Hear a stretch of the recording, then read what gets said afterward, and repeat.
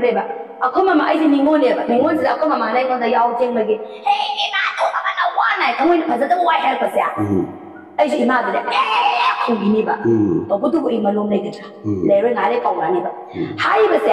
ꯉꯥꯡꯉꯤꯕ ꯑꯗꯨꯕꯨ ꯃꯧꯒ ꯃꯅꯦꯝꯕꯣꯛ ꯑꯣꯏꯔꯁꯤꯕ ꯃꯅꯦꯝꯕꯣꯛꯅ ꯑꯗꯨꯃꯥꯏꯅ ꯉꯥꯡꯉꯛꯄ ꯃꯇꯝꯗꯗꯤ ꯃꯧꯗꯨ ꯈꯨꯝꯃꯝꯗꯕ ꯌꯥꯏ ꯑꯗꯨꯒ ꯃꯥꯅ ꯃꯄꯥꯝꯗ ꯇꯝꯃꯝꯒꯅꯤꯕ ꯑꯩꯒꯤ ꯃꯅꯦꯝꯕꯣꯛꯅ ꯁꯨꯃꯥꯏ ꯁꯨꯃꯥꯏ ꯍꯥꯏ ꯈꯣꯠꯂꯦꯅ ꯑꯗꯨꯒ ꯃꯅꯦꯝꯕꯣꯛꯇꯨꯅꯁꯨ ꯀꯩꯗꯧꯋꯤ ꯃꯧꯁꯦ ꯁꯨꯃꯥꯏꯅ ꯌꯥꯍꯧ ꯊꯦꯡꯉꯦ ꯈꯣꯠꯂꯤꯅꯦ ꯉꯝꯖꯗꯦ ꯃꯣꯏ ꯏꯃꯨꯡꯗꯤ ꯆꯠꯅꯔꯛꯄ꯭ꯔꯥ ꯑꯩꯈꯣꯏ ꯁꯥꯏ ꯏꯃꯨꯡ ꯆꯠꯂꯦ ꯃꯥꯏ ꯃꯆꯥꯅꯨꯄꯥ ꯊꯤꯟ ꯊꯤꯟꯅ ꯉꯥꯡꯉꯛꯄꯁꯨ ꯌꯥꯏ ꯃꯥꯏ ꯁꯥꯒꯩꯅ ꯉꯥꯡꯉꯛꯄꯁꯨ ꯌꯥꯏ ꯈꯦꯠꯅꯔꯤꯁꯦ ꯌꯦꯡꯕꯤꯌꯣꯕ ꯑꯩꯅ ꯂꯥꯛꯆꯅꯤꯡꯉꯤꯕ ꯋꯥꯐꯝꯗꯤ ꯅꯆꯥꯅꯨꯄꯤꯗꯨꯅ ꯌꯥꯍꯧ ꯊꯦꯡꯕꯗ ꯃꯤꯉꯣꯟꯗ ꯄꯥꯎ ꯇꯝꯃꯒ ꯃꯤꯋꯥ ꯉꯥꯡꯅꯗꯦ ꯏꯆꯥꯅꯨꯄꯤꯁꯦ ꯏꯖꯠ ꯁꯣꯛꯈꯤꯅꯦꯅꯗꯤ ꯇꯝꯗꯦꯕ ꯑꯗꯨꯒꯨꯝꯅ ꯅꯪꯒꯤ ꯅꯃꯧꯒꯤ ꯏꯖꯠꯁꯨ ꯃꯅꯦꯝꯕꯣꯛꯇꯅ ꯀꯟꯒꯅꯤ ꯃꯅꯦꯝꯕꯣꯛꯀꯤ ꯏꯖꯠꯁꯨ ꯃꯃꯧꯇꯅ ꯀꯟꯒꯅꯤ ꯍꯥꯏꯕ ꯋꯥꯈꯜꯁꯦ ꯂꯩꯖꯩꯕ ꯈꯨꯗꯝ ꯑꯣꯏꯅ ꯑꯩꯅ ꯍꯥꯏꯖꯈꯤꯕꯗꯣ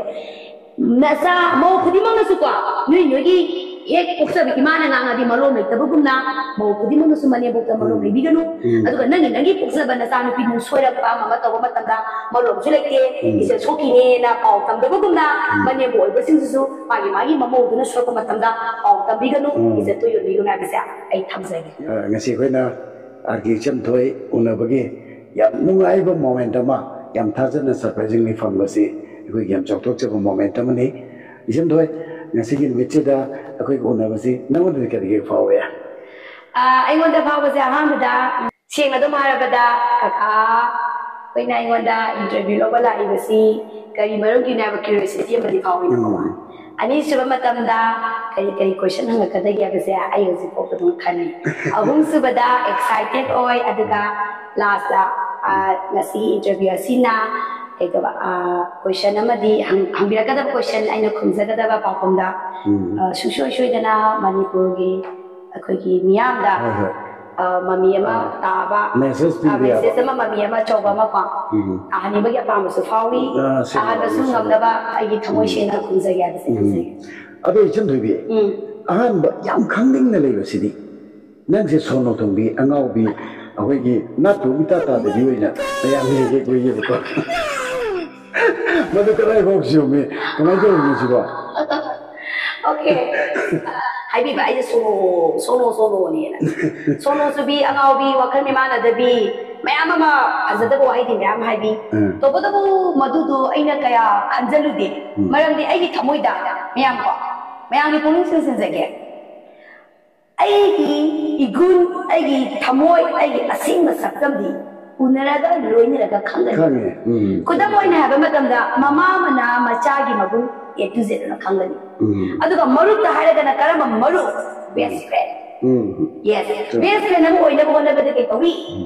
ꯐꯣꯟꯗ ꯍꯥꯏ ꯍꯜꯂꯣ ꯇꯧꯔꯝꯃꯣꯏ ꯁ꯭ꯀꯨꯜ ꯀꯣꯂꯦꯖ ꯀꯥꯕꯗ ꯍꯥꯏ ꯍꯜꯂꯣ ꯍꯥꯏꯅ ꯇꯧꯔꯝꯃꯣꯏ ꯀꯩꯗꯧꯔꯝꯒꯅꯤ ꯃꯃꯥꯟꯅꯕ ꯃꯌꯥꯝ ꯄꯨꯜꯂꯤꯕꯗꯨꯗ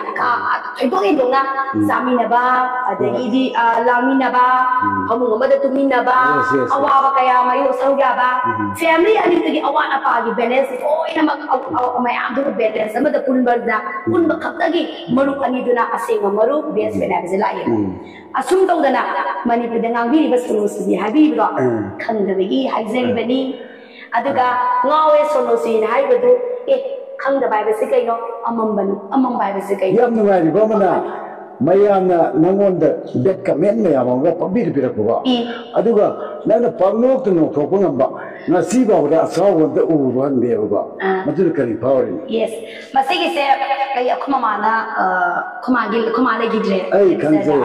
2014ꯗ ꯂꯩꯈꯤꯗ꯭ꯔꯦ ꯂꯩꯇꯕꯁꯤꯗ ꯑꯩꯈꯣꯏ ꯃꯃꯥꯅ ꯑꯩꯉꯣꯟꯗ ꯇꯥꯛꯄꯤꯔꯝꯕ ꯀꯩ ꯍꯥꯏꯅꯤ ꯂꯥꯏꯁꯨ ꯍꯥꯏꯕ ꯇꯥꯔꯦ ꯑꯩꯈꯣꯏ ꯀꯥ ꯕꯔꯥ ꯊꯝꯃꯦ ꯑꯩ ꯁꯦꯡꯅ ꯃꯁꯤꯒꯤ ꯌꯥꯝ ꯅꯨꯡꯁꯤꯌꯦ ꯑꯩꯈꯣꯏꯁꯦ ꯀꯥ ꯕꯔꯥ ꯊꯝꯃꯦ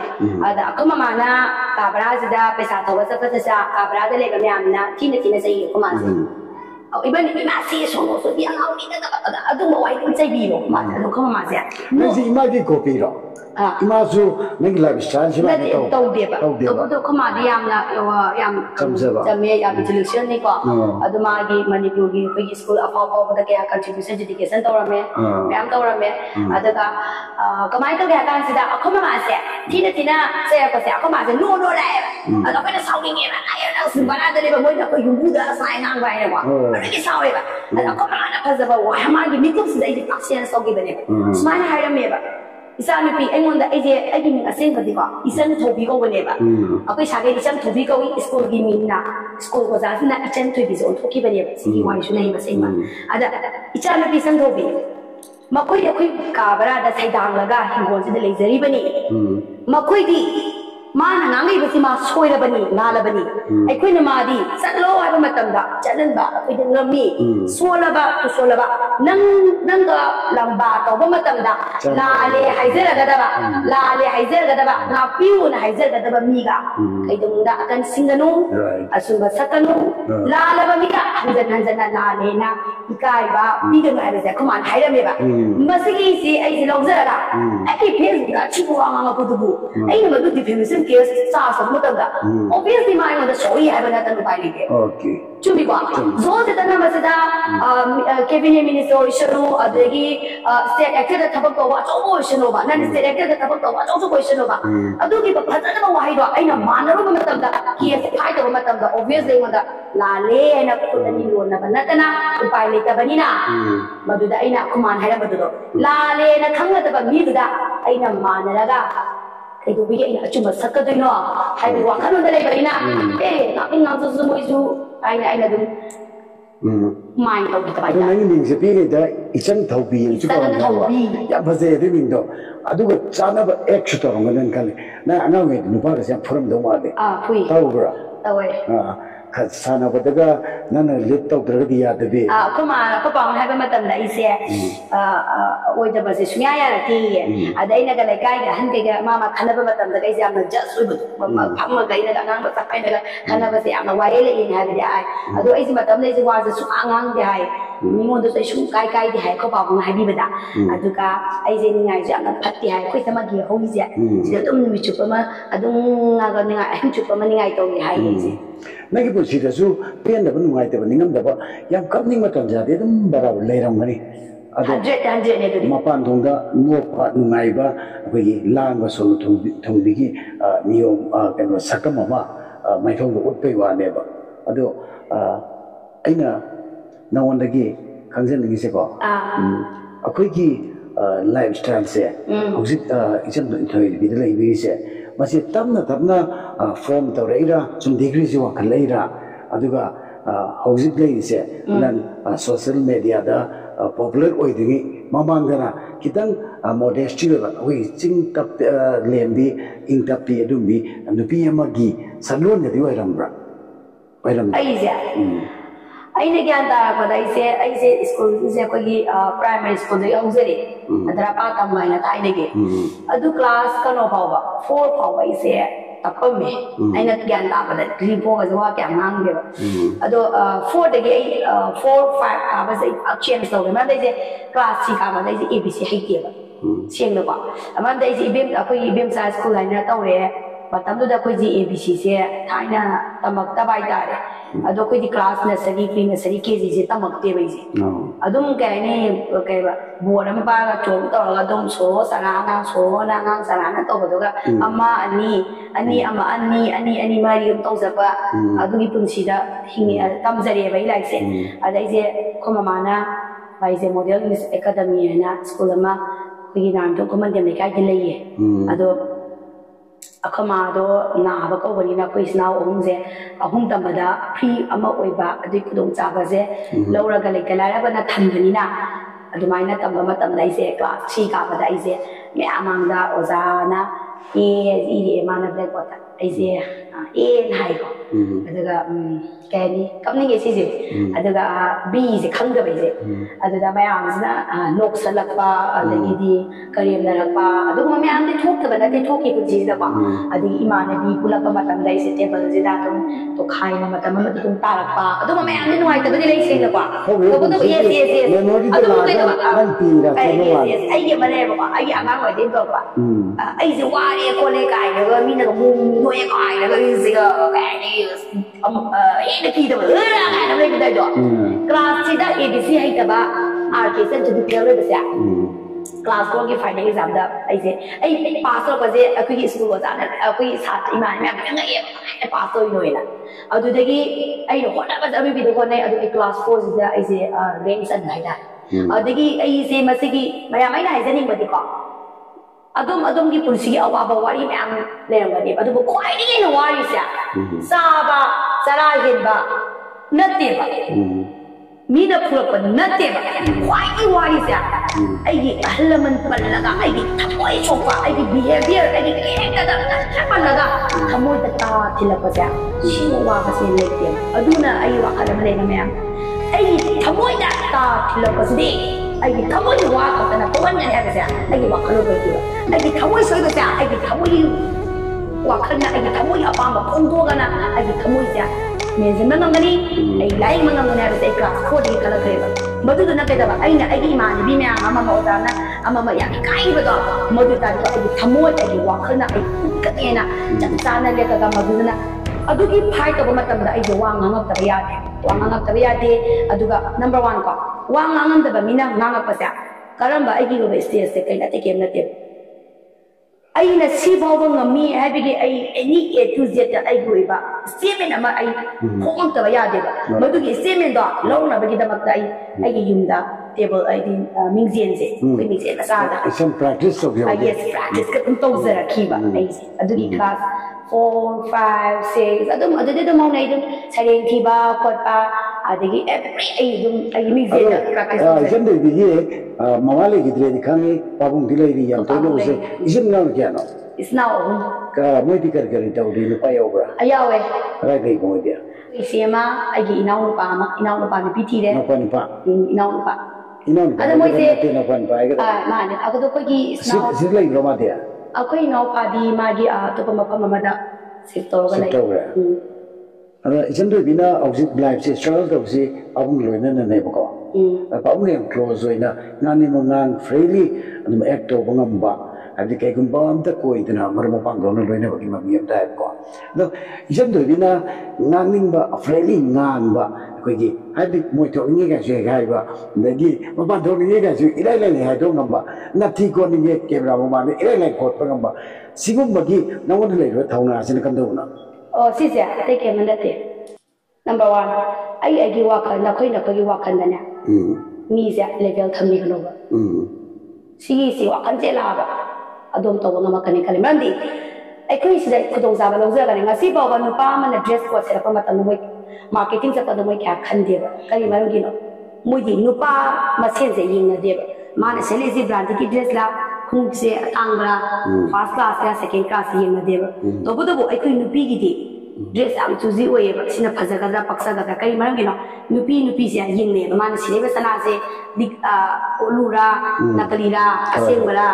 ꯃꯨꯒꯥꯔꯥ ꯑꯗꯨꯔꯥ ꯍꯥꯏꯕꯁꯦ ꯃꯌꯥꯝ ꯑꯃ ꯌꯦꯡꯅꯩꯑꯕ ꯌꯦꯡꯅꯕꯅ ꯑꯩꯅ ꯃꯤ ꯑꯃꯃꯝ ꯌꯦꯡꯕ ꯇꯥꯔꯒꯗꯤ ꯑꯩꯉꯣꯟꯗꯁꯨ ꯃꯤꯅ ꯁꯨꯡꯁꯣꯏ ꯁꯣꯏꯗꯅ ꯌꯦꯡꯉꯛꯄ ꯍꯥꯏꯕꯁꯦ ꯃꯍꯧꯁꯥꯅꯦꯕ ꯑꯗꯨꯅ ꯑꯩꯒꯤ ꯂꯦꯚꯦꯜꯁꯦ ꯂꯦꯚꯦꯜ ꯆꯞ ꯃꯥꯟꯅꯅ ꯌꯦꯡꯒꯦ ꯍꯥꯏꯇꯥꯔꯗꯤ ꯑꯩꯅꯁꯨ ꯃꯤ ꯈꯨꯗꯤꯡꯃꯛꯁꯦ ꯂꯦꯚꯦꯜ ꯆꯞ ꯃꯥꯟꯅꯅ ꯎꯕꯤꯕ ꯃꯤ ꯑꯃꯠꯇꯁꯨ ꯑꯩꯅ ꯌꯦꯡꯖꯜꯂꯨꯗꯕ ꯑꯗ ꯑꯩꯅ ꯃꯤ ꯑꯃꯗ ꯌꯦꯡꯖꯜꯂꯨꯗꯕꯅꯤꯅ ꯃꯤ ꯑꯃꯗꯅ ꯂꯦꯚꯦꯜ ꯑꯃꯗ ꯃꯥꯅ ꯇꯤꯟꯅꯕ ꯃꯇꯝꯗ ꯑꯗꯨ ꯀꯀꯥꯅꯀꯣ IAS ꯅꯤ ꯃꯁꯤ ꯑꯩ ꯇꯤꯟꯅꯍꯧꯔꯒꯦ ꯑꯩꯒꯤ ꯍꯌꯦꯡꯋꯥꯏ ꯈꯨꯗꯣꯡꯆꯥꯕ ꯁꯤ ꯆꯥꯡ ꯁꯣꯏꯗꯁꯨ ꯈꯜꯂꯒ ꯇꯤꯟꯅꯍꯧꯒꯦ ꯍꯥꯏꯕꯒꯤ ꯑꯩ ꯋꯥꯈꯜ ꯇꯤꯟꯅꯖꯗꯦꯕ ꯑꯗꯨꯗꯨꯅ ꯑꯩꯉꯣꯟꯗꯗꯤ ꯑꯦꯅꯤ ꯃꯤꯁꯤꯡꯁꯦ ꯂꯦꯚꯦꯜꯁꯦ ꯈꯥꯏꯗꯣꯛꯆꯗꯦꯕ ꯂꯦꯚꯦꯜ ꯈꯥꯏꯗꯣꯛꯇꯕꯅ ꯃꯔꯝ ꯑꯣꯏꯔꯒ ꯃꯤꯁꯦ ꯑꯩꯅ ꯌꯦꯡꯖꯜꯂꯨꯗꯕꯅ ꯃꯔꯝ ꯑꯣꯏꯔꯒ ꯃꯤꯅ ꯑꯩꯉꯣꯟꯗ ꯌꯦꯡꯖꯜꯂꯛꯀꯅꯤꯁꯨ ꯈꯟꯗꯦ ꯌꯦꯡꯖꯜꯂꯒꯁꯨ ꯑꯩ ꯀꯩꯝ ꯈꯟꯗꯦ ꯁꯤ ꯃꯇꯝꯁꯦ ꯑꯗꯨꯅ ꯀꯩꯁꯨ ꯂꯩꯇꯅ ꯑꯩ ꯀꯩꯝ ꯈꯟꯗꯦ ꯑꯩ ꯃꯁꯤ ꯑꯩꯅ ꯎꯁꯤꯠꯇꯦ ꯍꯥꯏꯕꯗꯤ ꯅꯠꯇꯦꯕ ꯃꯔꯝꯗꯤ ꯑꯩꯅ ꯅꯣꯏ ꯀꯅꯥꯝꯇꯗ ꯌꯦꯡꯉꯨꯗꯦ ꯅꯈꯣꯏ ꯀꯅꯥꯝꯇꯗ ꯑꯩꯅ ꯌꯦꯡꯖꯜꯂꯨꯕ ꯂꯩꯇꯦ ꯑꯩꯅ ꯍꯥꯏꯅꯤꯡꯉꯤꯕ ꯋꯥꯍꯩꯗꯨ ꯑꯩꯅ ꯍꯥꯏꯕ ꯃꯇꯝꯗ ꯐꯖꯩ ꯐꯖꯗꯦ ꯅꯣꯏꯒꯤ ꯑꯄꯥꯝꯕꯅꯤ ꯃꯗꯨꯃꯛꯇ ꯏꯆꯟ ꯊꯣꯏꯕꯤꯁꯤ ꯀꯦꯔꯦꯛꯇꯔ ꯂꯨꯖ ꯑꯣꯏꯕꯤ ꯃꯊꯣꯡ ꯆꯥꯗꯕꯤ ꯑꯗꯨꯒꯨꯝꯕ ꯅꯨꯄꯤ ꯑꯃ ꯑꯣꯏꯅꯗꯤ ꯀꯅꯥꯝꯇꯅ ꯎꯗꯦ ꯉꯁꯤ ꯐꯥꯎꯕꯗ ꯏꯆꯟ ꯊꯣꯏꯕꯤꯅ ꯑꯀꯥꯏꯕ ꯑꯃꯗ ꯇꯧꯔꯝꯃꯦ ꯍꯥꯏꯕꯁꯦ ꯑꯩꯈꯣꯏ ꯇꯥꯗꯦ ꯃꯁꯤ ꯃꯇꯥꯡꯗ ꯀꯩ ꯍꯥꯏꯅꯤ ꯂꯩꯔꯥꯡ ꯑꯃ ꯄꯣꯝꯃꯒ ꯂꯩꯌꯦꯕ ꯑꯃꯅ ꯂꯩꯔꯥꯡ ꯑꯃ ꯁꯥꯠꯇꯣꯛꯑꯒ ꯂꯩꯌꯦꯕ ꯄꯣꯝꯃꯒ ꯂꯩꯕ ꯂꯩꯔꯥꯡꯁꯦ ꯎꯂꯦꯟ ꯐꯅ ꯇꯥꯒꯅꯤꯕ ꯃꯀꯣꯛ ꯑꯃ ꯀꯦꯜꯂꯣꯏꯕ ꯂꯩꯅꯥ ꯑꯃꯀꯣ ꯈꯤꯇꯪ ꯃꯥ ꯍꯥꯏꯗꯅ ꯍꯨꯝꯗꯅ ꯈꯤꯇꯪ ꯄꯣꯝꯃꯝꯕ ꯂꯩꯗꯨ khitang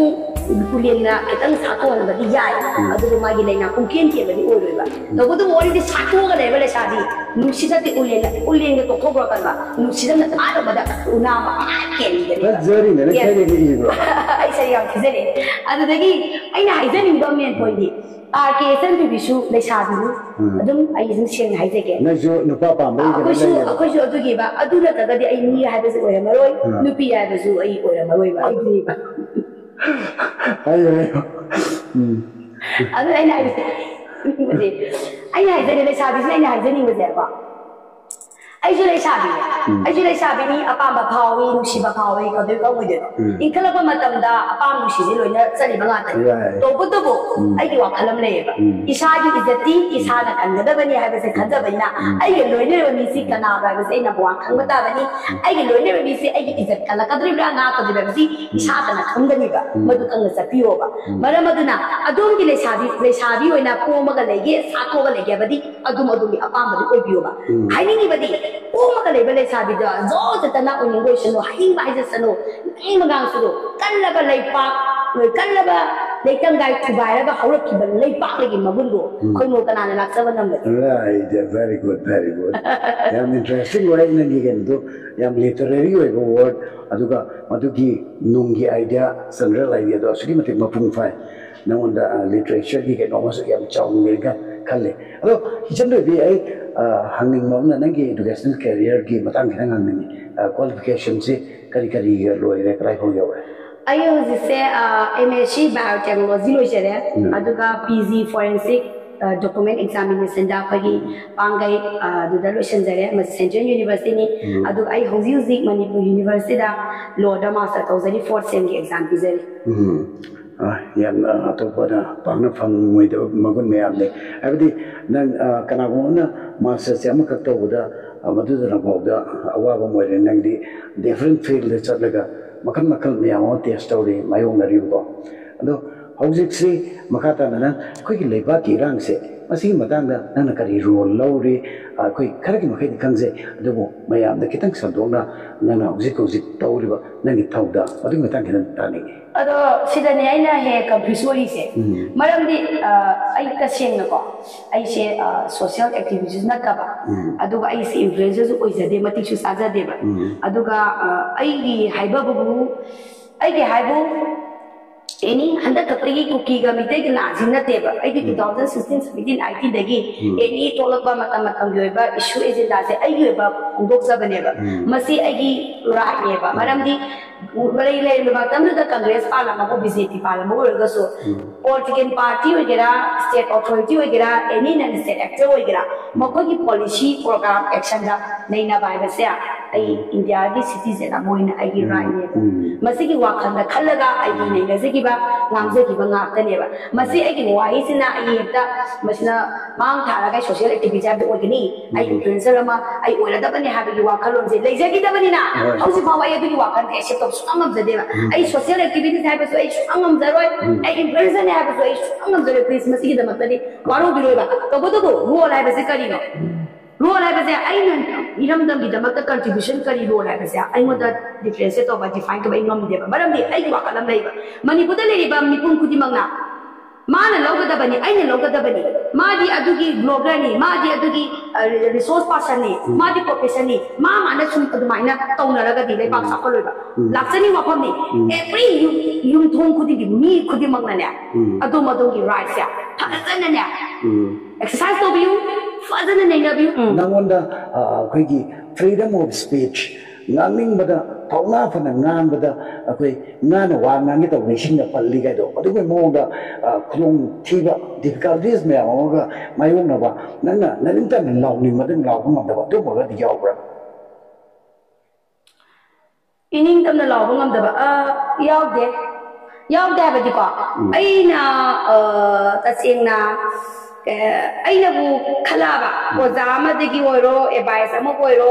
khabar se da ma poina ma tala ma oiro aina bu field ai gi ma leba mi mana smaita hai nei bangang ba gi ai gi talle ba da ai sing na aina ga theng na theng na ba aba thoram kudi makti ai apan ma mata laita na ai ngang da sala ai ngang sunga gi ni au su ngang kudam na ga matam da example DCI officer se ko mayam na hai ba OBC ke te lo ba ama ma tau ko ba ama ma tau ba secretary de boiro si exam ko da ba sayam na chai quality ni ko la ba me adu ai na ma du ka ka ho na cha pa matam da chara ba to mai ai adu ai na du ngang ba de ai right late chumi ba to bu ai na cha pa matam da di ma du to ai mo da di pa ta ba lo de if kali ko mai na theng na ba ai mo da du ba mal practice ai ta mal administration theng na ba ai di hide ni ba other than ai koi na corruption ja corruption tawai corruption da sing aikoina tawjabane ana aikoina bu tawjaba adu tawriba mi du aikoina open oina haiba ngamlaga akoina ita achoba da focus tawgadam na diba macha de ki khapas ai pa me aduna ai gi 2015 16 andagi hauraga ai goda thenagi ba traffic ki matang haro adagi di state ki dana na bata ka di ko state protected mai de department me ama malai kure education sector da buaro aduga public sector da buaro mate manao ma khanara mo public khanara ma buoro adum ai di interfere to we ba mam it is a public place khanara ba gi as a public mo ina ai interfere to ba di ai gi right ne ba adum gi ai gi thekna ba di ai adum ai haizer ga sunai adu ai haizer gi adu aina amoy na handaki matang sida haize banga mai sia ate ke na te tasing na sigi wai sia nushi wai agi Facebook ki page agi nushi ba manipur niya ai bu nushi ba support ba makoi strength yaundra ba makoi influence makoi na support to bilang ba ai gi punsi labi da ai suicide tong bagi to gene tem to yaw na te ba ya to shu pa yaw ba adugo ai na khalle ba hai maramdi matamama ai pen da ba kana da tam dino khangde ba adu ai na pen da ba gi wakasya kana na tabi dino tabi da wakasya kana gi pakhum ju pang da ba tambam ju lai da ba ai je thengna gi ba thanda adugo ai na hasmas de na suicide to raga kaidoni kunji imana ya wana tongla pani adu tadi ai ku bakaya male rang ne ba sai ni ku da kan gi ba ai ku bakaya male rang ni adi batara gadi manipur da kan wakai kadang su tabi da ba tu solma sola ba mayam gadi ai na mako gi thabak ki mai pahan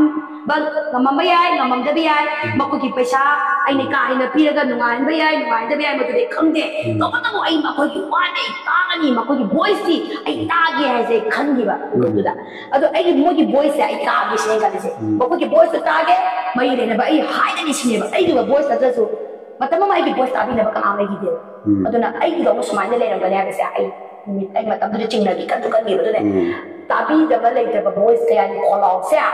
ke sen ti na represent to bane represent to bani adu ba ai mai pa ki be ai to bu ai ma du da ai explore to ga ne ba sa ai gi aka ma o ki ni na smana sum ni na nu shi gi na la ka ma hebo gi ro ma te manao ko ro ma chi manao ka da ko ro to bu du me ama ma la ka ai shwe gi ashwe ba me am nei ai shwe gi snaw nei ni na di kana ba ni pa kana ba ma ma lai to bu du aina agi sieda agi nauta agi bungda agi sagena te agi mani bida khana ba jo jatana khana ba lega su kwai degi phana tung ko nya loina ya ta ti malom ji leita malom leita ma thau ta ya ngasi ngang gi wa sa hayeng nunga la ka ba malom se kamaina i malom leita ba se kamaina tam gi gi ya bi kudong sa ba lo zage malom le ndana ba zo hana ba matam da adom chana kalbiyo ai koi ja once siga ba lo ya se kalbiyo once ai koi kunsi ja siga ba ai lo ji pam pam sinya kangbe ai mami na ne mami na ai manga ba shi na dunya ba adom na ne ai malom se kamaina ko ka da ke ai malom ite ba mi mo oge hai ba ta ga de adom se ai no ma da no mo de shu de na shi ni ai se tola ba de ki tola ba mi amani ya khanza gi matam da kwa ai itan da la ko kun sini idom sa kini isa gi nungai za badi isa na ti ga da bani isa gi nungai bam thi bada ni wa da depend to da bani ha ba wa khamor kaya se itan da khalaga ai se malom ai se ai nei kharage matam su pa matam nei nga pi rage sauna ma yai na ki ne di ko to ko tu thang na be ni ko ta nga pi ba malom le ta adu na ne ba sai ni amana ka me na ma nga su thi ne nga su ki sok nga nga be yai to ko tu ba ino nga la ga ka nangi adiki wa kalo do program na ba nangi man the role model oina thamba kana mo ga lebra ai gi masi puna maksa ai di akoma mana le nak tambira me mara di sau da ba do da akoma ja mata ba role model ji ma ne ba ma ko pa bang ga ko pa bang na ne ko pa bang ma hai bam le ba mi hai be si ngang na ba mi di nya la kha ma le ga na mo ngang na ba mi di nya marang ka nya le ki hai ba adu ko nangi ne nangi momon nangi smiling nangi momon no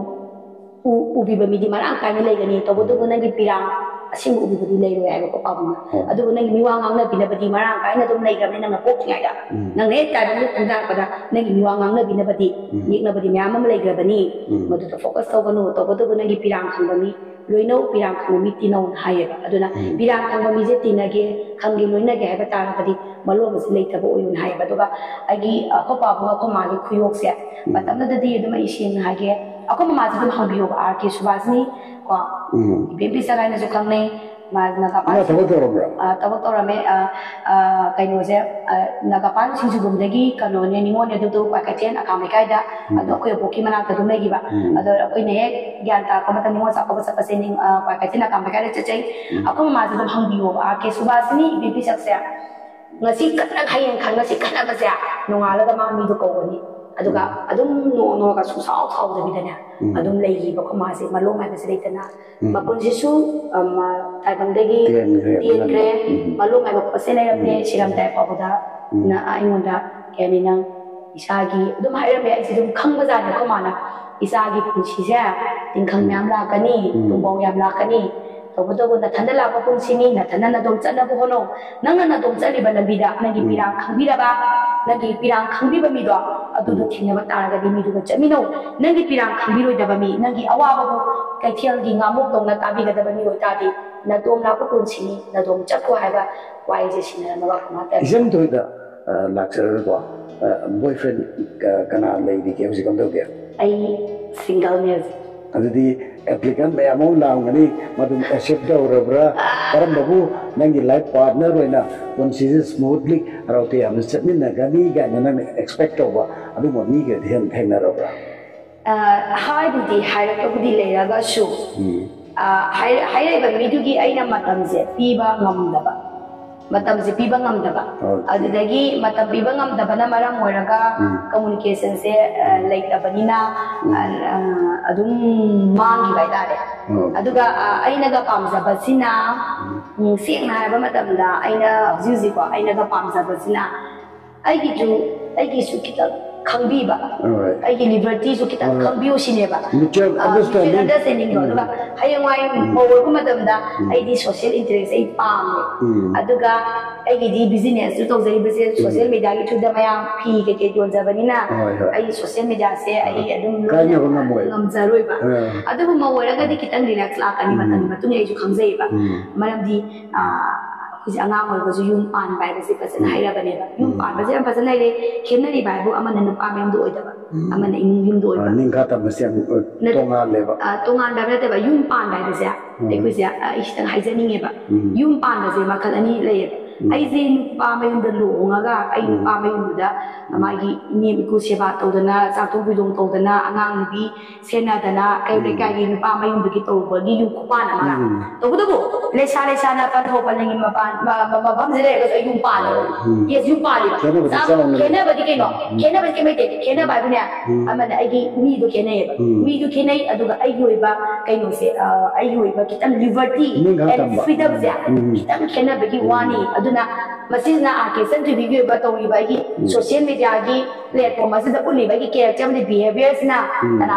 ko khana yum pa ga chana roi hana haibi ba su ta da na te yaw su yaw ni kan zai ba madu dai ke shu tu ba aki bu sai te chinna bu sai te kan zai ada yum pa lagadi nangi hoji udli ba nangi behavior nangi way of living sa masi same so gena kan ra adu me as it is continue to gada ai gi ba o wangang ron ai jensi dum pop de yaw zara bani to bu du masi dai na yumrem bi amora ka doi ne ba aigi yumsida di ai ziningoni yumle ba ko pa bung lei zari ba to ko ai na mi gi yumna sagai da mudai ai ja yumle bi amagi responsibility lauraga ai na mogi sumang do lai ba ta ai kacheraga ai khong thangzana ga doine ba maduduna thangzanga da ba khong thang amadi matam di khenera kani madu ai exist kani to ko khong thang amadi matam khene haiduna ai gi sengna ba thamoi dei pongoroi aduga ai gi tawjari ba ai gi character ba si inborn se sisna kai da ai hong adum leizage isan to be leizage to budu ko khong amadi matam do oi nang uniqueness to sida oi ne ko oi ne do ai khong amadi gi matam dei khong ani khong se ke kira pani ai gi matam ai ai ine mu na hai ko ma gi akari apami ko khong na kai pami ada ai wai probana matam zakari no aina kai thopi da matam zakari no aina thang ma do khong si hai ko pa ya bra hai ko ta ba ya bra ka heman ga da heman loi dra ai gi sa syo ko matam da ai gi sa si loi na ga de ba matam hai do adu di ai loi na ma chance for ani adu ga masi dai ne kushia si dana ai noi khong thang gang de ai ne sai ngai khong thang do thang ga ni ai noi gi matam khang de ai gi matam kushia si da to ga ni ha di ai ngam zaroi ma do adu ai ne so ya fai pa mi di ai ima da no thi sa ba se ai ngam ka bani na ai ine bo ka ma phang ba yam pam zai ta sing na ai ine bo ka pam mai adu ai manipur da mani mamo gi ba ma mi so dana ai utsukani ai tasina mani mamo kai ba iram da masida ai mani mamo gi oi ba ai pot ukani kuda moi na ni ngam le ba akoma ma ai ni ngol le ba ngol da akoma ma lai ngon da yaw teng ma gi hey ni ma to ma na wa nai kamoi na za da wai hel ka sia ai si ma da khong gi ni ba to budu ko ima lom le ga le re na le kong na ni ba hai ba sia ngangi ba du mau ga mani bo ko re si ba mani bo na da ma na nga ka ma tam da di mau du ko mam da bi ai adu ga ma na ma pa ma tam ma ni ba ai ki ni bo ma sai sai hai ko le adu ga mani bo tu na sa ke da bi mau sia sai ya ho ke ni ko ni am za dia mo yi mu sa na ko cha ai mu sa da mai ma sa na ba tin tin na ko sai mai cha ne na ko sai ke ni sa pe bi yo ai na lak sa ni bo wa fan di na sa nu pi du na ya ho thing ma da mi wa da pau ta ma ga mi wa nga nga de isa nu pi se isa so ki ni ne tam de ba adu gum na na gi na mo gi isa su mani bo ta na kan gani mani mo ki isa su ma mo ta na kan gani ha ko kan zile je ba ku da mo ina ina ai gi ba do na sa mo ku di ma na su kwa ni ni gi ek uksa bi imana nga nga di malo mai tabu gum na mo ku di ma na su mani bo ta malo mai bi ga no adu ga nangi nangi uksa ba na sa nu pi nu so ra pa ma ta ko ma ta da malo su le ke isa so ki ne na pau tam da gum na mani bo ba sin su ma gi ma mo du na so ko ma tam da pau tam bi ga no isa to yo bi ga na bi sa ai tham sa gi mani ku di na sa ai na one day na ola ko matam dai soy na ai no service ni soy chubai gan yam thagan ni ai ne jin doi be apok pi ima aduga ine moi ge dor bi ani da anak ko makal gi minungsi na ga loina gi mo ma to utkani ha na chingba mai amang su phong lo pire adubu apun me gi yeng yeng apada ima lebak manipur pude kadai phaw de chen doi bi ne nungsi ima lebak ki dum kali ta ko na bi kan yes Manipur Imalay pa ki da magda ay kay to bang ngada ga basa masit na sa wang ni ay na zena kung pining ba ba question naman kesan ti bina mapu mana thausan bidana tung koi na punsi se sahi koi na punsi hanbira badi ay na thausa ga da basa Imalay pa ki da magda ay mantik na roy ha basa thamsage Imalay pa ki da magda ay credit ay selfish oi ba ai talo oi ha basa haizage ahum subada ai nu siraba Imalay pa ko lukmai de yon ba life khadibi amagi magunusu ai ohelu ha basa haizage khudam moi na habade ai na ai Imalay pa nu sibagi da magda thoklai ba state actor non-state actor civil society amadi political society ki mayam sa aina ngangjari ba aina tongzari ba sa Imalay pa ki da seng araga Imalay pa ki da madu aina ngangai sa kari maram gi do aina masing ngang ngamai ba sa kari maram gi no maram ni aina sing ngang raga ai credit oirani ai sel ai khudong sa phangani ai award phangani aina ai haiba nate Manipur iramdam kansi haiba taraga di isa gi kedoba responsibility logadabani isa gi duty kangadabani isa gi right sa tangadabani ai gi right khapta tanda yaroi ai gi duty su khangma tawta karamba duty na bound tawgata ge haiba taraga di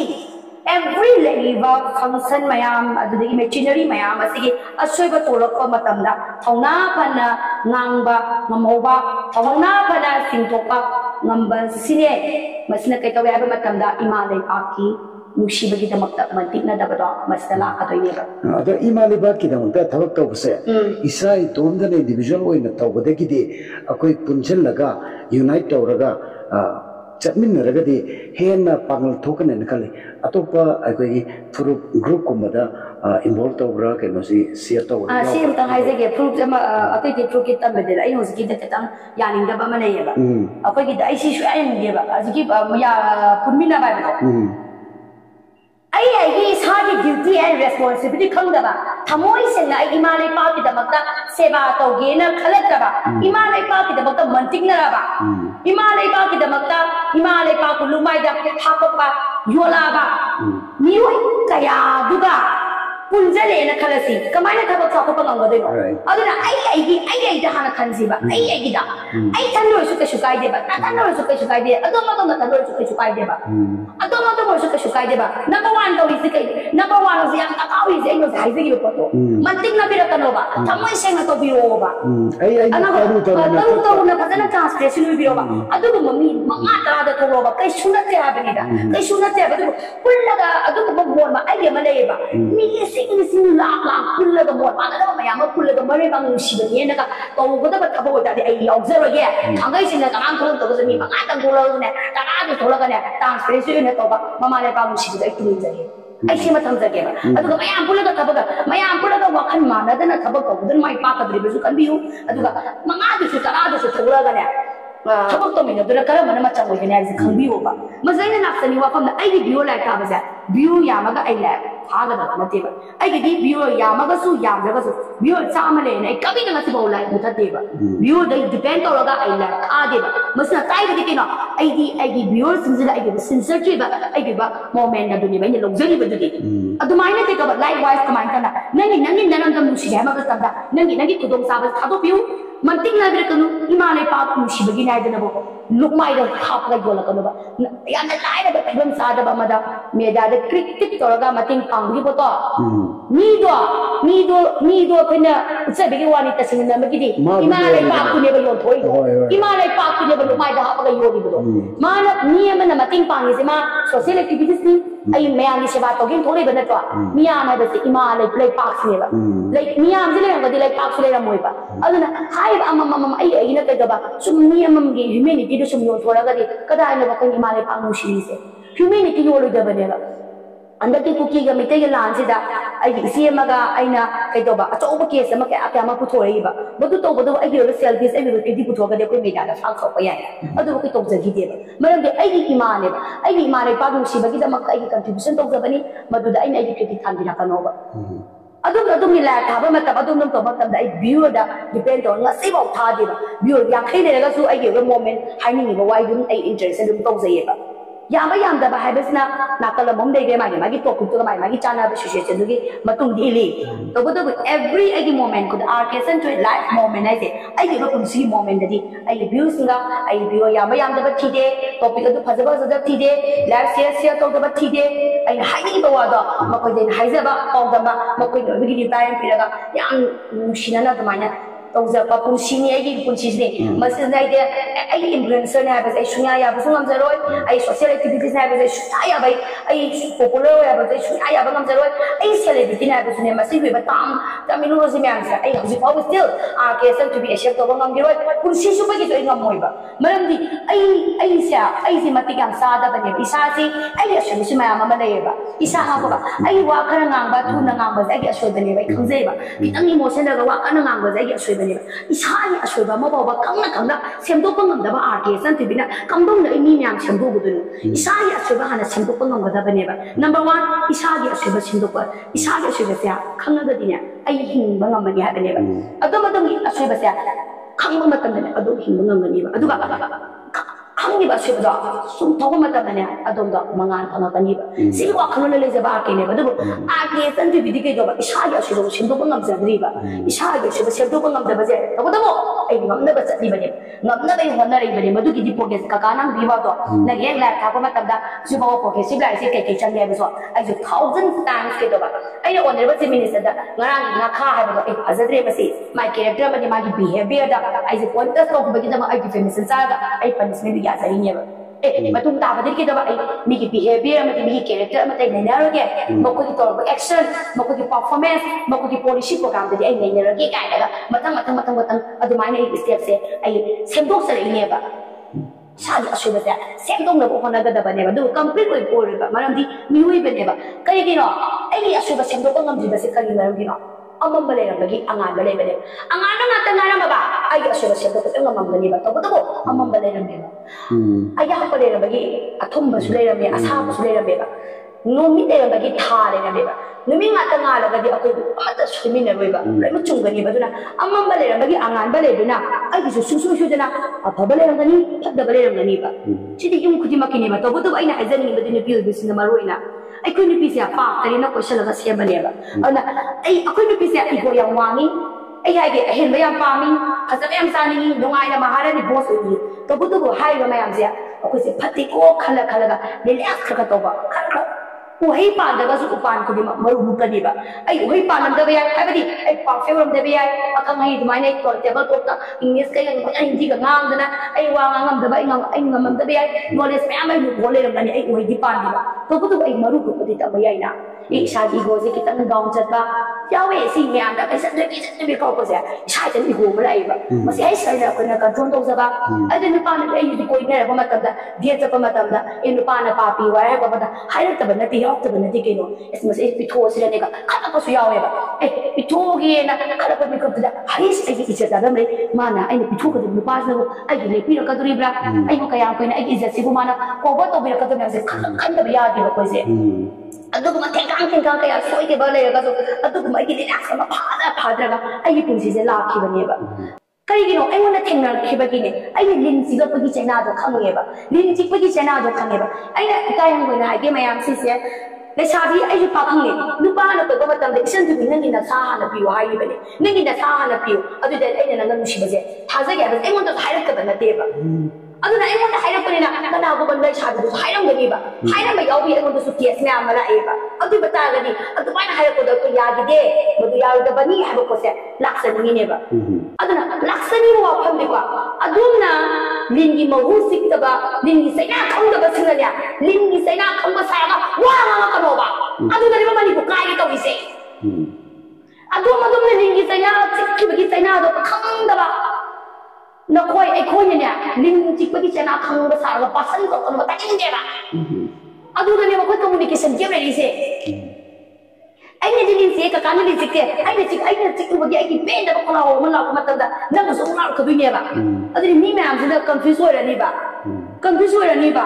chik nang su ka ka chik pa ma do ni kara ba no the na ta ge se chilin ji ka na ho je ma ya pra sa na so koi khang ma roi ba adu mo to bi na adu ko man ni da me an nei ga gi ne ba lin ji sik ta na lin ji pa sa ba gi chai na thu ba lin da ma ya nei ga gi ne na se ko ma ni ko mi te thru pa sa ai tham sa ge ba adu ge mai de ji oi future se ko kai yo ga to ge nang gi mi yeng da ko mai de jing si hauji kam dong ni hingi mo gi standard ko gi way of living kari way gi se ke me function do mai yes tasina ai ko ni mitei sida akoi mitei group akoi society sida group ani thok na le ba number 1 political society aba maga civil society aba maga to bodo ai ko civil society sida micham ha tai cham cham micham kya msi kari phibam de hingi ga se ai se ke hauju si ko ina saphu manu de yo pa ma phani pha ga ta thu ta marana pishala ga ta ro pa sa tho pha to pa masi khalla me ni masi ko gi khara mai ta nga ngi ni lo isi khara ai do ba so ga phan ba bring ka ba masi gi pusi mai hin tani ai ko gi mitte gi civil society na hingi ba se yes masi ko na kam dong na phaga da gi hai ba ta ra ga di ai khoi bu smaina sa phu manu da yoga hingali ba sa phu manu da yoga nga ma kum da hingali ba se kana na responsibility lo do who is the responsible I was here kana gi responsible I was ai ko ti domina ai am ne hire ga su single ba khatani proof dai ko di ba nai hai je gi ge kana na responsibility lo do ai ko masi gi responsibility lo ga da sa su soi shoi dana deli da di le na ba ya madu hana thang do pi ai ko gi punsi gi phibam phan ga ta ga di kalan ga ta di 거 아그 샤 블루웰 서무드기 파악다 민통도나 킹도나 블루웰나 양나 젠틀로니 힝게 따라가디 아이고 카나 레스폰시빌리티스 카나 해서 지도 델리다 레브라 Uttar Pradesh लेब्रा बिहार लेब्रा ओडिशा लेब्रा वैसे equity book number अभी शुभ मतमदा कमदोंगना एकोइसे फगलकदे के हैबा ककाना वहंग हमहंग बीगा फगलके हैबा मतमदे नंबर 1 पॉलिटिकल सोसाइटी से सिविल सोसाइटी ने सियाम बनेबा सम पॉलिटिकल कैबिनेट एमएलए से सिविल सोसाइटी ने तो सिंगे फगल अदुबे तारगदी हाई पॉलिटिकल सोसाइटी से सिविल सोसाइटी की ना वॉइस थागा मगदबनेबा मसिया बरोयो मधु नमद्रबा कबिदा कोई ममी उदे पुनसिदु रोयबा लखामा लासनोबा टेक्नोलॉजी बने सफलक्सनु जॉर्ज तना तोबसनोबा पॉलिटिकल सोसाइटी आइकोने सेमिबा आई ममा सेमे संगोय मा सेमे संगोय से नोंग युरे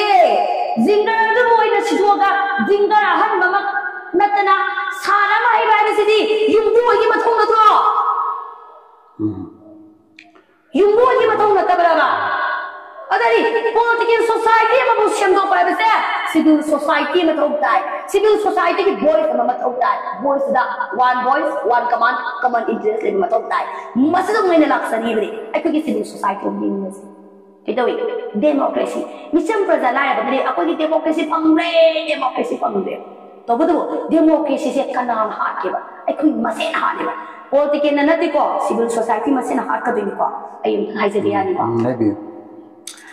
अखोगी सिविल सोसाइटी दा अखोई के निंथौनी डिक्टेटर ओनी मम यावे अइना हाइबा थबा मसु ग्रुप अमा तोमनेगो आई नो बो सीनियर सुपीरियर क्रेडिट पामी को सिविल सोसाइटी मरक असे सेंग हाइगे सिविल सोसाइटी दा डिफरेंट क्लब अमले डिफरेंट मरा पाइबे डिफरेंट यूथ ले साथ ऑर्गेनाइजेशन ले लोमक लेगे बकोइदा अदबो हाइबा सिविल सोसाइटी की मनुसिदा डिक्टेटर ओनिपा लीडर ओनिपा प्लस डेमोक्रेसी जो फंगबा कमाइना यादेनो सिविल सोसाइटी एसिदा पॉलिसी एडमिनिस्ट्रेटिव अनि थोगदी कमाइना निजे माना दोइनो अमना तरंबा एडमिनिस्ट्रेटिव डिक्टेटर की एडमिनिस्ट्रेटिव प्लस डेमोक्रेसी की एडमिनिस्ट्रेटिव से थोगलेबा को सिविल सोसाइटी दा मधु बता मधु कमदो कोई पॉलिटिकल सोसाइटी दा आई कोई ना गांगद्रिबनो अमदि सेटो को द्रिबा बेसा आई मयाम को निचिनसलगा आई वांगो हमजरंगेबा अदु बता गदी आई कोई सिविल सोसाइटी से लेइबा यस मीनस दा सिगी वाखम से लाउटिंग दा लेइबा कोई सिविल सोसाइटी दा तो हुनिबा पामा मलेयबा कमा पामा आई कोई ना पॉलिटिक्स असे यावस मखल अनि थोग याव याय कमदौन हाबा मतमदा सेगी वाखलोनी कनाम ते इन्फ्लुएंस लेके कनाम कंतौ जदिको कमदौन हाबा मतमदा अनि थोन याव याय खुदमोइना आइयोना हाइसेगे एमो दम एग्जांपल पिजरेगे आरके सेम दिबिन मयाम से खनाने पॉलिटिक्स समने यस आई पॉलिटिक्स की केदोबा मतेंग लोगे कर मके मतेंग लोगे आई सबोबन केंद्र आई सबोबन केंद्र तोबदबु आरके सेम दिबिददी अतोतोबा केंद्र दिगी सुमयाम सु मोइबुगी वाकत कराए मकोगी वाकत पदुदी आई केंद्र नतबैना मोइ केंद्र की एमएलए मपा मपिदा हाय बारसे आई राइट ने मरम दि कइनो आइना अदुगी केंद्र एग्जांपल होइना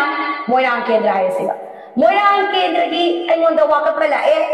मोइरांग केंद्र दुदा कइदोबा सबोबन केंद्र दा लाक्सरीनी करिगि दमक्ता लाइबनोबा आई कुइसे चप मानबा लेवल अमा देगेगा इसन थोइबिदा चलुरगदि आगी वॉइस से ताबिरगनि आगी वखलुंदा लाक्सरीनेबा मतम से दाइन हाइनिना हारिबा वाकत पलाइबा पेंदबा खलाव लाइबदा माना पोट से वखल सेलमगा केंद्र की ओइबा डिफरेंस से तोरमगदि मा लाखिगदा लाओइबा मरमदुना आई नाको मोइरांग की असक्याम द ओपो मग वाना लाइबसे हारिबा मीदो पोट से ममी तादना लाखिबने केंद्रनी नंग लागी केंद्रनी मान नंग केंद्रनेना अपि तो वखलोन तोगा डिफरेंस से तोगा लाखिबा नतेगा अदुइबा तारगदि आकी संथे बिसो और तीसरे के दबा खेनाबा कमदबा मतौता अनि सुबदा माना माई अदुनि आइने सबोबन केंद्रनी नंग लाइजना मोइरांग केंद्रनेना डिफरेंस से तोगा मतौता या काउंसलिंग टॉपिक दबा आइना civil society loina bani ko lai sena ai na kamdong nai civil society marza anga ro ko sena anga ahan si jena kamani loina ga bas nena thamjani se masin tu oi ba ai gi wa khalo lai bani na hai ba MLA du da ai post ba ki de hai ba MLA du na kari ba ai na ai gi case na ai mon da pen da wa ka lai ba do maduda ai na ma gi case gi MLA du na pau pi ai na pau bai hu kan to ai lo bani ba masine ba ina poti samna bai ne mayam mediator ne mazagi ina samna bane adu kari gamba ngasi bo ba ake san du bina laiba case khudi makta ta du ba MLA so amada le ke hake loi makta adu ke hai isan du bi nang ki to adu du pya ro pi mu le na adu ke thabiro ayu adu to ai to ba ta le sing nai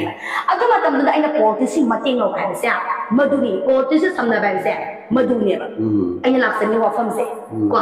adu na kari gamba hai ba kendra du ki MLA du ta ta ba ga ni ai tesa phanga ka ja ai right ne maram ni amagi prajama ai kendra mi prajama ai kendra da la ai khoi civil society ki voice su lei ba ma pa ma pi du na ta be da gari ka ma da no koi na ha ni ba are adu da dei lau thokani ba lau thokani ba hai ba kendra si ki lai ma ki mi lai ai na si una ba matam pi ba kendra du na response pi ra ba ta ni ai lau thokani ba ma se kai kai ai ara ma le ke ai ke so ba le ke to ba da ba si pha ba mai ka ma ne sounds pi ai sen thi bi ya tha ka la ki ba na yin biu ko ma ta bi ba tha ga le si kai no mui ni kendra gi ma pi em le yin le ba you is every yum thong khuding gi awa ba mu ti khuding gi dai pa ga pana na ti madu pana na bi gi ta ma gi kendra gi what ki counselor kari ka tha do na ko chumi ba me asim na na bi ba adu oina ma hari ba du na counselor sing gi ju zira pari sakyu su member padang gi su ma gi achin ba me am le je ba to bo legnari ba mi si cham ma na ko mi si amana la ba matam da mi si rum ka da ba ya ba di le ta ba ni na ba le di pat ba le amma ma le anga ba le de gum na le ta ba na counselor de ma cha cha ri ba ta thi ke ba mun da sa ni lo ta bu di sa hun da ba da ni lo ba da ma di wa ri ba ko we ta mo ji ta zin thung gre ba ara ma amuna sa ni da ma san ka ba si mi wi ba ki hong na sa mi wi ba ki ma bun ne masida brand ko ko no ha ne ba ina ni le adumana MLA kan kai no moi na ha isan ti na ba sa li ba kai nan kana kana ta na da ko ba ai smile na asin mo wali ne ba smile ka sam sa ba da na ne ka ha bi am ti a ta mi tu ma sa du ta ba tung ma du dai ta ha ra pa za ne ad ai thamo gi tan shoki bani na isan ti mana sa sa bani nang adu gi wa ya ma hai ba gi wa bo nang na adu ai to sa gi du kai gi no na hai adu mi du ne ma pa ta ni ai ne MLA sa hai cabinet kaka mating pang na bi wada nang gi ai izat yo gi ba le ke Sidari banya cabinet minister leaders is like hanging political party like hanging is.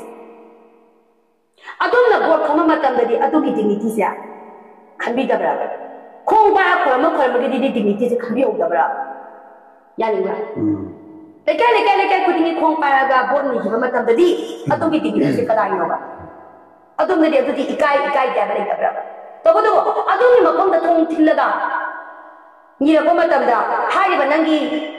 Nasana suduna nangi miyoi ke nagi miyoi dina atopa mi amada mating logza ko matamda atopa mi na thong thila ko matamda nanga nangi dignity ha bi kani wan to lai lai abni adum na ke da kapti ki bol le pe ka dibra adum na ke MLA ke bi se adum kapti ki ke da kapti ki khanba moi ga da adum ke da kapti ki khalla ga ke bi ne oya ka na ni ko ya ba adom kendra ki cabinet na khambi na desa nang kendra kakta ki nate mani pum mani ni ya be khalo wa ne bai nai se mani pum mani na makta khambi wa ne bai nai se aduna adumai na ko dana ai na policy ani share be se am dalo sala ge adumai na policy se lo ne se yes adumai ke daba cabinet se mai gi mapun khena bana ya phasana responsibility ya we ya kai khum na be san bi am ngai se le ai ugada ba si ho da bi da adumna mangzo na pau pi na awa ba makal hore mating ma pang hore am ngai se matung ta ba su loi ne le si na ha ra ba ni na yes ai na ke daba any weekend lagi ai moi kendra da so kun na ma tam da ai na ngong dagi kaka ai smile to ne kendra da la pa ni ne area da la pa ni smile to ya masidi ai ra ni ba masidi na mo ni mating pang pa ha ba du ikai khum na ba ne ikai khum na ucha ba ne adu ai na madu MLA ni na MLA ma gi le ni ti na be ba ai ngasi pa ba MLA ke binam da mu MLA ki na de ba ke ki sam sam na ka ma ta na loina sai ba mai na adu ni pot su ne bai se ani su ko tu loina bai se ke dawi adom da act ai ke ani corruption ga kana go ba civil society ki mi e batana political party ga corruption ga loina ba na kun ji se ba mithibu mitama me le ni habari aina kaka MLA ne harasi ba aina corruption ga loina ai lobby ko na ai selfish ko na ai kaka ai mo de lawa ga khudum sa ba pesa nu sa abi zabi wa limit ka lo me ba zo de na ke do ba kaka na asu ba to ko matam da ai kaka gi matak na wang hang suma ma ko ba si mai ge suma ma moi adum dom na corruption le ge ana civil society ko je corruption le ta translation ma to ta noi ne ga so ai kaka ai mai na thaba ba happy ai wa wa re thaba happy ge adum na ai thaba happy ya hai bina ai je adum gi makha da tum corrupted to ga le ga di pa le tre corrupted koi bi ga no ba adum nan thaba happy hu na samjalo gani thaba happy ko di ma gi responsibility ma gi duty ma gi sorry duty magi power exercise to buto ko deba madu mak to ye haidina ai koina adu ma politician du da act corrupted ho jana ai koina magi matata arama ma suba to da voice ngang da bududi modudi shoya ha bele yam ngai isem to bi bi chang thau bi nupi chama da manipur gi ai koi leimai se lei da taragadi manipur da ta se ma achoba change ma yoma lakani hai base ekoi ke se tha jabani se to bi ta ga che to lo shila kuda object burning topic ko riba current situation sida maite yebri ko ki asukya na tam thiba lam sida kari message ama tetan na miam da matam chi jam sang na lo re ko ado kitam hai bi ra ba dem nungai je kana yes ado miam ama din na kam na so isi saka da so isi message yes double isi ba अकोगी Manipur की मियाँ मामली शकादा इन्हें पुनीत चिंसिंजा बसिया dialogue से ओइरो है बसे इन्हें वांग थम्से dialogue की दमकता अकोगी Manipur state government ना initiative different kinds of initiative लोकता बनते नंबर 1 अपन कंपनी का दोषे तो वो तो मकोई की फुरुक तदी लोइने मक illiterate वे बसु intellectual वे बसु share so मेरा पाइबी everything there one voice one command और लगा common interest तो आना ताबा separate ऐसे ले गए ni ngai to ba je moi separate na tadi result ta no ye ma habi sabi chang no ba adu ko mama pham da ai koi na table to share su la ro la kani don don da na ko ni separate to bi re ge ha ro ta da moi la kani adu na tra ba ka bi da moi la number 1 adu na table to ga ma dialogue ba to ba da la aroi da ba adu ma phuru tu da ai koi na them da na no da na mo da akoi gi irang se tita chakhum bi sana ba na ta na ba la oi adu di kari no to ta ga yes adu beta ga hai na ba le machi mana khana ba da lam hen ba do mama mapa na kai do ba chap mana na wala pa chap mana na pu ba ya di ba mana pa do di wala pa ba si ma thau tai mama mapa oi ba na adu beta di central government na असिगुम लबा यादरबा से central government से separate से याद है पूरी दी याद यादरबा तारगदी अखिनाइजे की बा मिलिटरी ऑपरेशन लमये की बदो वारक मथौ ताई मिलिटरी ऑपरेशन सथबिरगा ऑफेंसिव ऑपरेशन सथबिरगा मिलिटरी ऑपरेशन सथबिरगा वारक पियु हाइबसे सिंगवगनी मसदाम स्टेट गवर्नमेंट ना स्टेट मिजोराम में सुखद कुथिंग जलपा नाकन कया दगी इन्फ्लुएंस तो सनपा से कोई लोने मकंगे मरमदुना स्टेट गवर्नमेंट सु सेंट्रल गवर्नमेंट की मपा और बसदन को स्टेट गवर्नमेंट की सेंट्रल गवर्नमेंट से मुझे मपा मपी ने कोई ने मपा बेसे kana स्टेट गवर्नमेंट ने ana कोई ना स्टेट गवर्नमेंट मपा मपी से जाना तक्सन बा स्टेट ने सुको सेंट्रल ने तक्सन लगा अथवा मतमदा मिलिटरी ऑपरेशन सथबी बना सॉल्यूशन होय गनी तसिंग ना हागे इंडिया ने पाकिस्तान की वार व्हाटएवर आई ने तो पदा 15 डेज थाम फादना लोशन मंगमनी तसिना लोशन गेदी कशुनते कॉपी की डेस्क ने लोशन गेदी कशुनते अरे कॉपी की शेयरिंग से सेंट्रल गवर्नमेंट याव देने मयाम हाइने बता दानी इफ करिंगबा याव बतारगसु लोइनम ओइबिरो देससु केम तो बिरगनो तबतो को वन कंडीशन दा लेइबा यानारोय देबा सेपरेट पामिबा honourable respected Kuki people ma'am से मोई होमलैंड ने आइबा मिजोराम नतगा मेमा इजराइल दा थांगैसिना रिलोकेशन तोग्रो एलोकेशन तोरगा थांगैसिना मा थंबिरो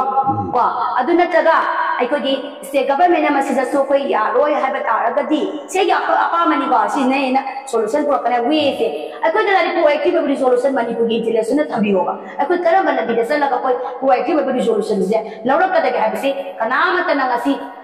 kumbangamdre ngamsu ngamroba maramdi kayo haiba group of the separate habanatana mui agala igre baduna zone tana way ma thogasu mui ngamorba but abodu only one way de mui taw ya kane mui separate pira kya bati adu koi state na su yaroi ko akoi government mite group na kana su yaroi dabanina indana su yaroi dabanina madu kana dre adu septa cross way gasi maramaduna logida legal akoi tam da provision da ketoba military operations athabi basidi masidi rani masidi provision na include toba mafam ama oi banina mase ai thamjaningi aduga aina masida manipur prajada aina to hanjaning ba hantare ko ai wakalon khar lei madudi ai khoi sia intellectual ai ga manipur intellectual man sia same platform amada common interest da hai walk to honi number 1 intellectual man se adu ani subada Manipur da paisa yang paiba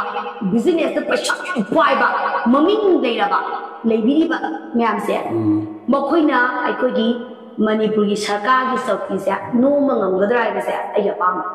sing nai je tumang ning dana ana haining badi Manipur da bo lai era bai intellectual myam amata paisa thei paiba myam se punna kai da ba common interest one voice one command platform de lepaga aikoi state government sida kai daba taksan bai ba sia masi thengmalle ha ba si ai haijaram ge ati ke mate ba aikoi media gi war su tok da ya de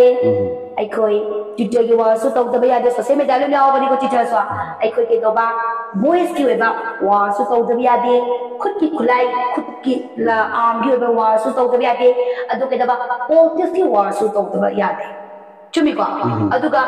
nan bol ki su to da ya de propaganda so yaw da ya de chumi ko adu ba tar da di ai khoi na mu pe na kisna Manipur saka gi politics asya khan no mu ubai dai mo ko gi politics ya kitang no ba na khanja bana ai khoi pen da bani maramaduna handaki yamna khongloi thuna bot hoina ma politics su kalan biro politics ki war su kalan biro ba ako gi media gi war su kalasi voice ki war su kalasi aduga ai khoi gi CSO organization leiba punama one voice one command interest platform da lepi raga athuba matam dai khoi gi mite through kadabaya de mite through katana nagagi through su kadabaya de ba nagagi through su kadabaya de aduna ai khoi yellow me se kadabaya de se aduga ai khoi gi nagagi through ai khoi leiba mite gi through mite pangan gi leiba ramna inga signal le mina kadi balance sama thama thok dai aroi bena ai kaktan fruit ninga ga lai pak ning badi kredimida le mina ba isem do bigi wafam sigi make sure khanjare akoi gi paliba government asima pauda wagi weakness wagi ason ba soibe me amon pikal ira laina example no par labada akoi hujik net thingjeliba aduga curfew se matang tam chadra sing de irang ma thoga tam pate ke khangudra curfew imposed over act ko silakwa aduga hangdo ningi harasu angang cha sa thok bisa na buduna kudak te mayami kai gumbi amda yeng da bida pate ka hangdo re se telok tokwa sigun ba ne na ta da settle tok da ba makoi ki wakalon che isam do biya bi ning no sibo yes sigi se mama mama su zum tham jaga na da ki interview se potong sa ba lok jage masi puna maksa state government gi ason mane have se ai thamjage sola kigani thola kigani maram di iram sina sang dari ngai yum thong kuting ki ke doba group tholo ko se ai state masina ta badi state ki akoi ki government soli systematic oi daba mayam ma lai gre masi sol bagini ai koi soli ba ko se kamaina kalan sige hai basne ne ngai thamjagi bado kalan sige ha bata di hai ba mahanga ki order ma tor ko di mo ki policy ni madusu kira ini apa tasnya sarkar kira ini apa sarkar se kira ini apa political party में से political society से kira ini apa asing kira बने दुगी ने तो इसे न तो कभी इराम तो लगा कोई न control ना मतलब है तारे control ना मतलब systematic कोई ना मागे मपम से administrator तो वंगा मतलब है किने बा सीना भरेगा काट मतलब ना मसी से करी मरम की नो है बता रहा करी तक कि नते मसी state government सब हम ठोकते मरम दी lấy một cái proof xe bị tay proof sinh xe lấy mình biết lo mình proof mình sinh xe right lại mang ra lẽ ở đây cái magi lối nằm ở cái liberty sumange, dignity sumange, everything I could say right to life. Hing bada tangay pata na sangbaya, the problem sinyamange, adu isagi ilam dam sida ikoy mani makatam na chat pasunga matre, masigo iba continuous iba aggression na kagaba makudo separate iba kanose, may sum siya ngapay dahil siya da kakta legally wala di juri wala lakok ta batangay di pekto di ori di lagi ba kalong kalak pa, kopi yan pa ngama papaw na ngamaktis na kay gino, Indiana nuclear da power da top ni sali da top 5 top 10 sali bani economic growth su top 10 sali bani asuk tinggal mapangang kalaba green party BJP India government na ay ko di thatung paw na business association hansa bangam jibano masihu iba ko di wakalon continuous aggression sina sung soy shojana sigu iba problem sila kanya kasi tengkang kaya da law bani masida state government na kay gawa sabi draba responsibility do lobby wa bani lobby ba kamakta bata gadi civil war tawag pagi aha ba fast state hai jage civil war create to basi civil war ama create to basi political society ki hoiba yamna responsibility hoi da moina kasi mai tari bane azgi net toiba koliba chinjaliba kafi yamna toina state ama da kafi yamna toina thamaba kafi yamna toina hangdu hangsin thamaba ta civil war gina civil war thok pagi aha ba face ne bazya haizer ga ai tension jage civil war thok ka thon ba thon da bazya hoji state government gi makut lele mara madan everything as a state government gi makut lele bani na athuba matam da central government da takshan biya ba akan ba bazya koi haizer bana tana atu upai le te ya bazya ai tham jage adubo hai bazya state government na center da takshan biu hai ba ai koi upai le te hai bana haizer bawani yagda matam da civil war thogani अखोगी consequence अखोगी Manipur civil war थोगदी पृथ्वी दा लंजाव थरवा वा थोगने बसु आई हाइरमे यनुवारे नसाइदगी मतम सांगना लौबदा इसन थोदिसि वा यम नान रे यवार मने न कले अदु अखोगी चैनल सिगी माइकेटगी असुगी मति थागचरी कै कोन होचरी इचम चमल न्यान मतंग इसन थोबिदा अखोई याम जगे